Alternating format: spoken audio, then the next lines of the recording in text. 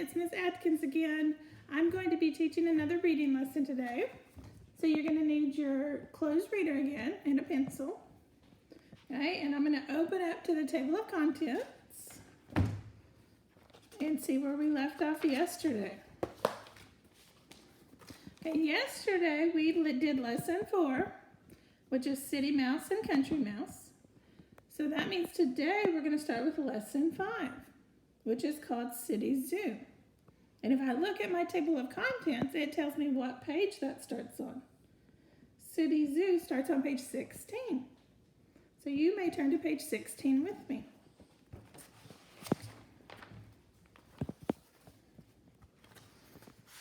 Okay, once you get there, we're going to start at the top with the background information.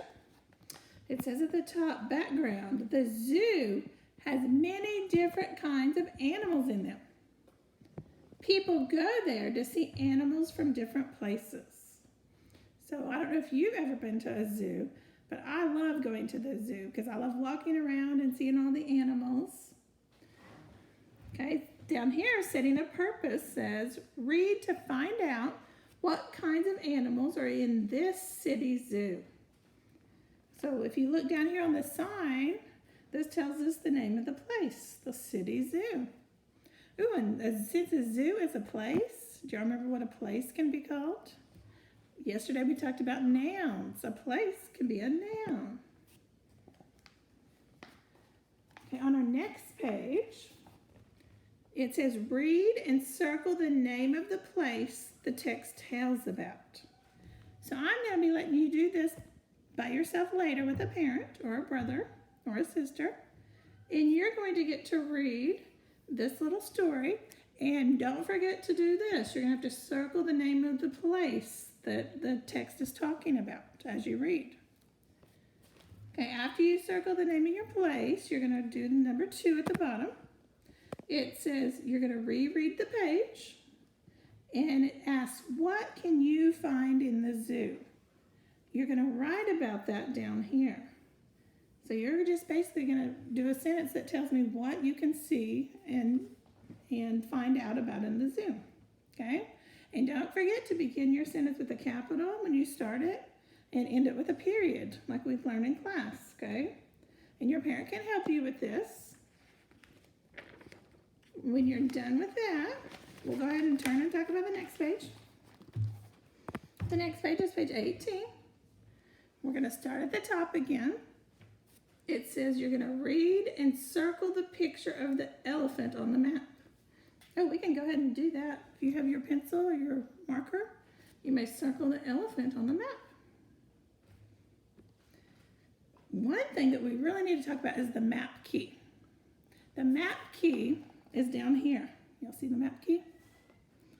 The map key tells me everything that you can see on your map. So down here, I see a tiger. It shows a picture and it tells the word. Then I see an elephant. Then a polar bear. And a giraffe. So there's 4 animals in the map key that you will see on the map up here when you're looking. Okay, down at the bottom it tells us to read the key, which is the map key right here. And they want us to know which animal does it help you find in the zoo. Underline their names. So you're basically just going to, you can do that right now if you would like. You're going to underline the names of the animals that are on the map key. So you would underline tiger, elephant, polar bear, and giraffe. So the map key is really important because it shows you what is on the map. After you've underlined your animals, you may turn to the next page. At the top, it says circle what you need to hold on to at the zoo. So you're going to do this part later with the parent. You're going to read about the zoo and things that you can do, but you're going to have to circle what you need to hold on to as you're reading, okay? And when you're done, you may read the question at the bottom, okay? It asks you what the story or the selection is about. So you can have a parent help you with that part. And don't forget to make a complete sentence with a capital and a period, okay? After you finish writing about the story, do not go past this. The next one is Unit 2, sharing time. We're going to be working on that tomorrow, okay? So when you get to sharing time, you may stop. So you may put your reader down, but don't forget you got to go back later and finish it with the parent. Yesterday, we did some sight words, and we're going to go over them again for practice. Remember, a sight word you cannot sound out, okay? You have to memorize it. So I'm going to hold them up, but I've mixed them up so you can see if you can say them before I say them. Ready? Put.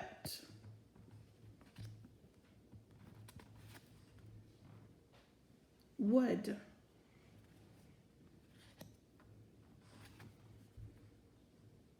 After.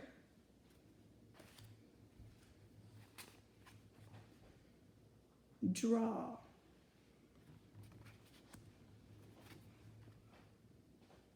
Cold.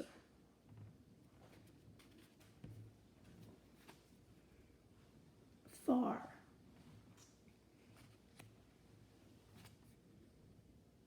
Little.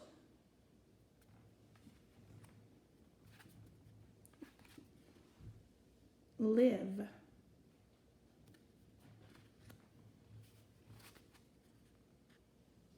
There.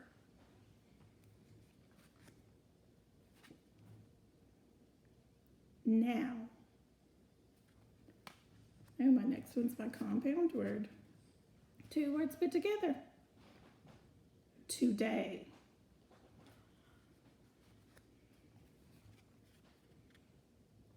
Small.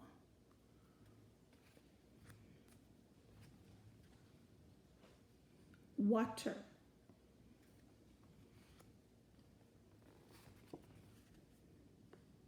Take. This one's a color. Blue.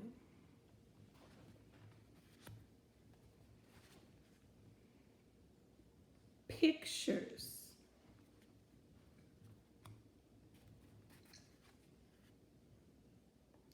Read.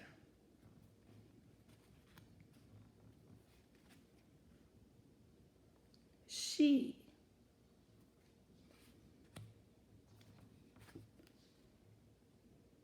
Was.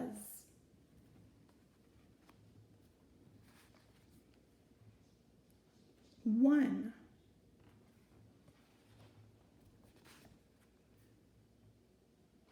Her.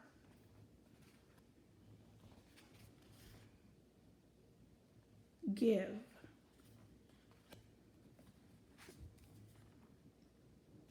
Eat.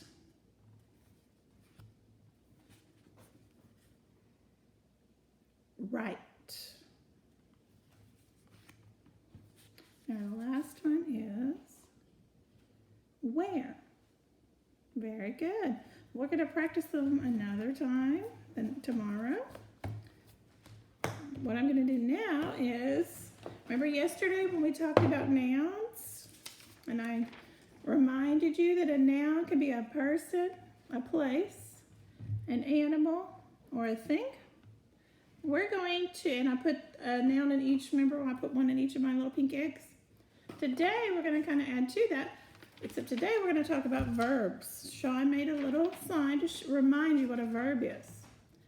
And this is verb at the top. And a verb shows action. That's what, so anything that you do that shows action can be a verb. I'm going to do just like I did yesterday, and I'm going to make a list of some verbs. So I'm going to get out my notebook again and get me a piece of paper. I'm going to, if I can get it out. Get me a marker. I'm going to write verbs at the top. So I'm going to think of something that shows action. Ooh, one of my favorite things to do is read. And reading, if you're reading a book, that shows action because you're doing something. So I'm going to write read down as my first verb. There's my page. Okay, so read can be a verb because that means you're doing something that shows action. Now let me think of another one. Oh, this is, my kids like to do this. Eat. Well, and so does Bear, my dog. He loves to eat. When you eat, that shows, remember, action. So it is a verb. Another good verb would be, run. If you go out on the playground and you run, or you're in PE and you run, that shows action. It's a verb. Let's think. This is what Bear was doing yesterday when I was doing my video. He was sleeping. So sleep is actually a verb because you're doing something. Well, let me think of a few more. I like this one, play. Even though right now you can't be with your friends and at school, you can still go outside and play, or play with a brother and a sister. So play would be a verb. Do y'all want to see a verb? We actually have a verb that Bear can do. And so I'm going to show you his little dog biscuit can. This is what I keep all of Bear's bones in. It looks just like him on the front. Well, every morning my husband gives him a bone before he goes to work, and then every night we give him another one. But guess what? We have trained him to do a verb. So my son is going to demonstrate in just a second, and so I'm going to have to get a bone out of his. Oh, he's over here. You can't see him, but he's down here. He knows he's about to get something. These are his favorite. These, or actually we gave him one of these this morning, so I think we'll try this one. But we have taught him to do something that's a verb that shows action, and he has to do it before he gets his bone. And he knows what it is. So I'm going to hand this to Declan, and then I'm going to grab the camera. So be patient. Hopefully I don't make anyone dizzy. Okay, hang on. Nope, you're going to have him come to you. Move back by the door. Come here. Bear, go over there. Okay, tell him. Oh, did you see what he did? Do you notice he runs up? He usually sits before we even tell him, doesn't he, Declan? Mm-hmm. Because he knows that if he sits. So what kind of word would sit be? If you said a verb, you are right. He loves to sit and get a bone. Yeah. So I'm going to add sit to my verbs. Okay, I'm going to stop there. I have come up with 1, 2, 3, 4, 5, 6 verbs. But remember, a verb shows action. So what I'm going to do, I'm going to do the same thing like I did yesterday with my Easter eggs. Except, remember yesterday I put my nouns in a pink Easter egg? I don't want to use pink because I don't want them to be mixed up with the nouns. I'm going to use a different color today. I think I'm going to put my verbs in yellow eggs. Okay? So you're going to need, later on when you do this, a pencil and paper and scissors. I'm going to cut out the noun that Bear just showed you, which was sit. And I'm going to put that in one of my yellow eggs. Because today, remember we're doing verbs. So I'm going to take each one of these later. I'll just show you a couple more. Play, remember we did the verb play. I'm going to cut out each one later and put in one of my yellow eggs. Okay? And I'm going to keep them in my basket because remember we're going to use these later in the week. In our next lesson, we're going to use them. Okay? So do not lose them. Oh, I can't get this one close. There we go. Okay, so later I'm going to cut these out and put them in my yellow eggs. Your assignment will be to get a paper, just like yesterday, and a pen or a pencil, and you're going to think of verbs that show action. Okay? You can use some of mine if you would like, and you can make up some of your own. Okay? And you're going to cut them up, and if you put them in eggs like I did, just make sure you put them in a different color. If you put them in a cup, or a baggie, just make sure you use a different cup and baggie because we don't want them to be mixed up with our nouns, okay? So that will be your assignment to do, think of your verbs and put them in a safe spot. And then don't forget to go back to the lesson about the zoo and finish answering some of the questions at the bottom, okay? Okay, well, I enjoyed talking with you and I hope everyone's staying safe and I will see you tomorrow. Bye.